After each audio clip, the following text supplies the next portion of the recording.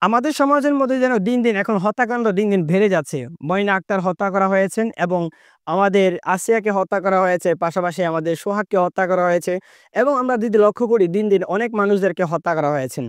কেন হত্যাকাণ্ড আমাদের সমাজের মধ্যে বেড়ে যাচ্ছেন সে বিষয় নিয়ে ইসলাম কি বলেন সে বিষয় নিয়ে আমরা একটু আলোচনা করি।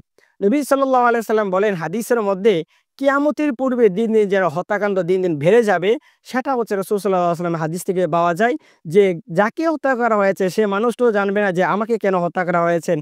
আর যে মানুষটা হত্যা করেছেন সে মানুষটাও জানবে না যে আমি কোন উদ্দেশ্যে একটা মানুষকে হত্যা করছি। প্রিয় ভাইয়েরা এখান থেকে আমরা স্পষ্ট অবস্থায় বুঝতে পারলাম যে হত্যাকাণ্ড কিয়ামতের পূর্বে দিন, দিন বেড়ে যাবে। আসুন আমরা জানি কোরআনুল কারীম এবং ইসলাম কি বলেন। আল্লাহ সুবহানাহু ওয়া তাআলা বলছেন, "ওয়ালা তাকতুলুন নাফসাল্লাতী হারামাল্লাহু ইল্লা বিল হক।"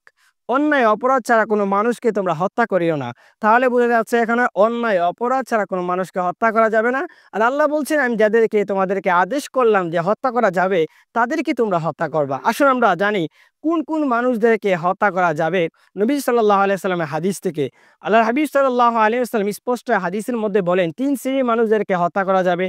নাম্বার 1 ১ নাম্বার হচ্ছে যারা জিনা ব্যভিচার করে বিবাহিত অবস্থায় তাদেরকে হত্যা করা যাবে। ২ নাম্বার হচ্ছে যারা আমাদের সমাজের মধ্যে অ্যা ইসলাম থেকে ত্যাগ হয়ে যাবে তথা ইসলাম থেকে আলাদা হয়ে যাবে তাদেরকে হত্যা করা যাবে।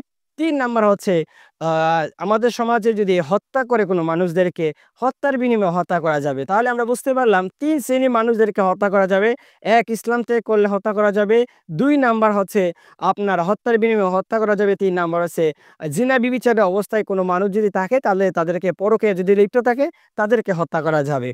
তাহলে আমরা বুঝতে পারলাম যে আমাদের হত্যা কাদেরকে করা যাবে। প্রিয় ভাইয়েরা আমাদের সমাজে যেন এখন দিন, দিন হত্যা বেড়ে যাচ্ছে এবং আমরা এই জিনিসটা ভুলে গেছি। রাসূল সাল্লাল্লাহু আলাইহি ওয়াসাল্লাম একটা হাদিসের মধ্যে স্পষ্ট ভাষায় বললেন, "হে আমার উম্মতেরা শুনে রাখো, কোন মানুষ যদি একজন মুমিন মুত্তাকিন বান্দাকে যদি হত্যা করে ফেলে, সে যেন গোটা উম্মতকে হত্যা করে ফেললো তথা মুসলিম জাতিকে হত্যা করে ফেললো।" আমরা প্রিয় ভাইয়েরা এখন দুনিয়ার লোভ লালসার মধ্যে পড়ে মানুষদেরকে এখন আমরা হত্যা করে ফেললাম। আমরা যেন কেন জানি দুনিয়ার মায়া মহব্বতে পড়ে আমরা মরিয়মকে আমরা হত্যা করে ফেললাম, আসিয়াকে হত্যা করে ফেললাম। আমরা কেন যেন এখন লোভ লালসার মধ্যে পড়ে আমাদের সোহাগকে হত্যা করে ফেললাম। তাই আসুন হত্যা থেকে আমরা দূরে থাকবো। আমরা এই জিনিসটা ভাবতে হবে যে একদিন না একদিন আমরা পৃথিবীর জমিন থেকে মৃত্যুবরণ করতে হবে। যদি আমরা মৃত্যুবরণ করে ফেলি, যাদের জন্য আমরা এত কিছু করলাম, যাদের মায়া মহাব্বতের মধ্যে আমরা পড়ে একজন মানুষকে হত্যা করে ফেললাম, সে মানুষগুলোই তো আমাদেরকে অন্ধকার কবরের মধ্যে রেখে চলে আসবে। কিন্তু অন্ধকার কবরে রেখে আসলে কোনো কাজে আসবে না। তারা আমাদের কোনো আপন হবে না। আপন হচ্ছে আল্লাহ সুবহানাহু ওয়া তাআলা। তো আল্লাহ সুবহানাহু ওয়া তাআলাকে আমরা এখন আপন করি। দুনিয়ার হত্যাকাণ্ড থেকে আমরা দূরে থাকার জন্য চেষ্টা করব ইনশাআল্লাহ।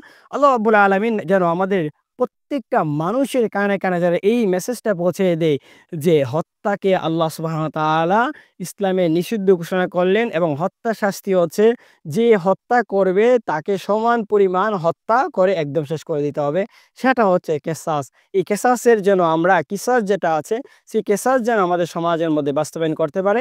আল্লাহ সুবহানাহু ওয়া তাআলা তৌফিক দান করুক আমাদের নেতৃত্ব যারা আছেন তাদেরকে।